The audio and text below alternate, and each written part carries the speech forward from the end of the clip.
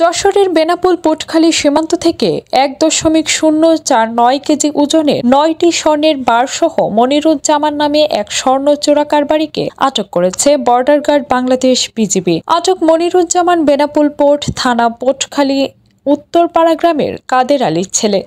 Khulna ২১ BGB ব্যাটালিয়নের অধিনায়ক lieutenant colonel Mohammad Khurshid Anwar সংবাদ বিজ্ঞপ্তিতে জানান, মঙ্গলবার রাতে গোপন সংবাদের ভিত্তিতে পোর্টখালী সীমান্ত দিয়ে স্বর্ণ পাচারের পরিকল্পনার তথ্য জানতে পারে বিজিবি। এ তথ্যের ভিত্তিতে সহকারী পরিচালক সুফিয়ার রহমানের নেতৃত্বে একটি টহল দল পোর্টখালী গ্রামের উত্তরপাড়ায় অবস্থান নেয়। কিছুক্ষণ পর ওই রাস্তা দিয়ে সন্দেহজনকভাবে এক ব্যক্তিকে আসতে দেখে তাকে থামতে বলা হয়, কিন্তু বিজেপি সদস্যদের উপস্থিতি টের পেয়ে সে দৌড়ে পালানোর চেষ্টা করে। বিজেপি সদস্যরাও ধাওয়া করে তাকে আটক করতে সক্ষম হন। পরবর্তীতে তার দেহ তল্লাশি করে কোমরে অভিনব কায়দায় লুকানো অবস্থায় ৯টি স্বর্ণের বার উদ্ধার করা হয়।